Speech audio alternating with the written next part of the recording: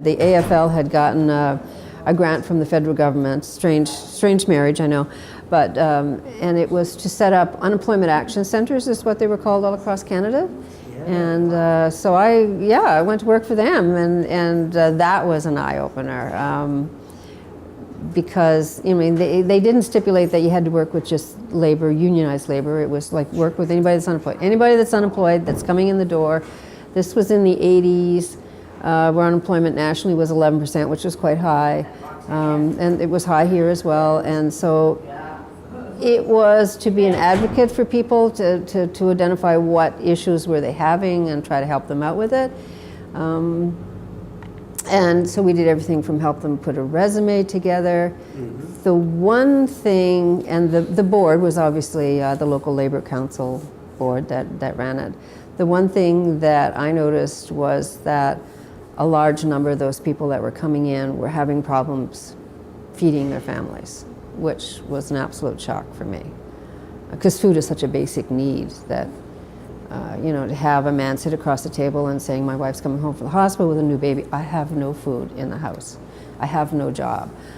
So identified that to the board and said, okay, what can we do about that? Because that is the biggest need that people are saying when they come in. I mean, yes, they want the help with the resumes, or they want some suggestions on where they should go for work, or should they be going back to school, that type of thing, but that very basic need. So we said, okay, who is currently providing food? It was churches, a few churches. So we contacted them and said, okay, you have a food program, people come to you, and it was the Catholic Church, the Salvation Army, it was a few other churches. Collectively, can we do a better job? Because it's got to be stressful for you, it's got to be a strain on your resources. Collectively, can we do a better job? And they all agreed yes, so we put a group together and we actually started the Fort McMurray Food Bank Association.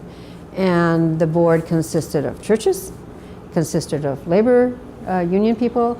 The local NDP had a chair at the table, and all worked really well. Identified the need and set up the Fort McMurray Food Bank.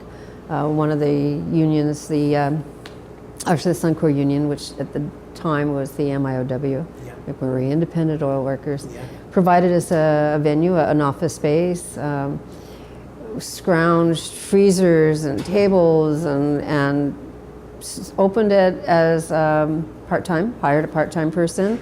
Our first part-time ED was a minister at one of the Baptist churches, used a lot of volunteers, had hoped that it was going to be an interim to get over that hump of high unemployment, and had a lot of media attention, because the media said, oh my God, what do you mean food bank of Fort McMurray?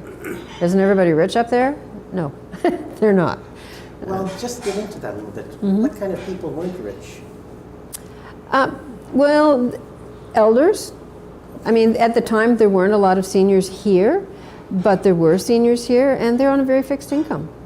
And even then, expenses were high in McMurray. Young families, people that didn't work, and not everybody works at the oil plant. There's all of those jobs that are supportive but don't pull in the big dollars. Students, just a local Piano college, so a lot of those are struggling to be in school, support families, pay housing. So it was a mix, and people that maybe were coming up on spec to hopefully get a job, and maybe we're lucky enough to find a place to rent, but food was the first thing that, if you don't have a lot of money, you cut there. So what we hoped would be a part-time or just a short-term organization is still going strong in Fort McMurray, and the numbers have done nothing but increased.